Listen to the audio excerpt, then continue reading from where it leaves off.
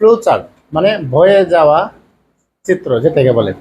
এটার নিয়মটা হলো বড়, আর নিয়ম যদি আপনি জানেন তাহলে আপনি এটা সহজেই নাম্বার পাবেন এবং সবচেয়ে সহজ একটা আইটেম। আমি মনে করি এটা দুর্বলদের জন্য একটা সুযোগ পরীক্ষার হলের মধ্যে। আর তাছাড়া আমি আছি দুর্বলদের পক্ষে। আপনাদের কার কোন আইটেমটা লাগবে শুধু জানাবেন, ইনশাল্লাহ আমি সহজভাবে উপস্থাপনা করার চেষ্টা করব।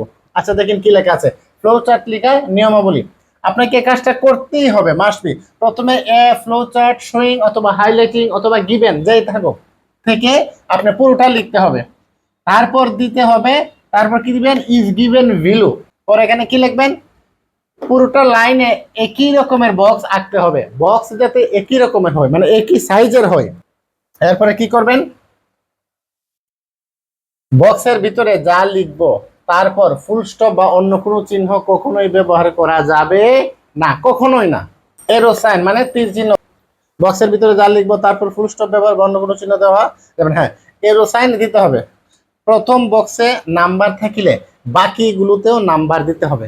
প্রথম বক্সে যদি নাম্বার না থাকে আপনার দেওয়া দরকার নাই, আর যদি নাম্বার থাকে তখন আপনাকে সব বক্সে নাম্বার ঠিকই দিতে হবে। প্রশ্ন, প্রশ্নে যে বক্স দেয়া থাকবে, প্রশ্নে যে বক্স দেয়া থাকবে সে বক্স সহকারে লিখতে হবে। হ্যাঁ প্রশ্নে যে বক্সটা দেয়া থাকবে আপনাকে সেটা অবশ্যই লিখতে হবে, মাস্ট, এটাও লিখবেন। কোনো সেন্টেন্স লেখা যাবে না, কি লিখে যাবে না, কোনো সেন্টেন্স লেখা যাবে না, সাবজেক্ট ও লেখা যাবে না। সেন্টেন্সও লিখতে পারবেন না, সাবজেক্টও লিখতে পারবেন না। তাহলে কি লিখবেন, আপনাকে সব সময় ফ্রেজ বাক্যাংশ দিয়ে শব্দ শুরু করতে হবে। আর কি মনে করেন verb plus ING, to plus B one অথবা ভি3 অথবা সামওয়ার্স প্রথমে থাকলে সবগুলো একই রকমের হবে।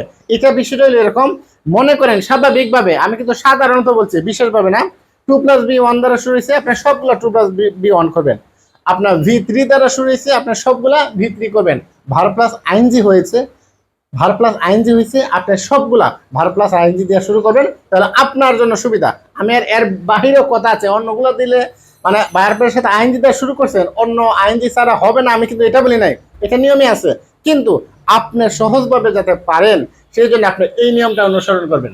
মানে বলে না যে গাদা আগের হাল যে দিকে যায়, গাদার আগের গাদাটা যে দিকে যায় পিছনের গাদা সেই দিকে যাবেন, এটার জন্য আপনার সুবিধা এই ফ্লো চার্টের মধ্যে।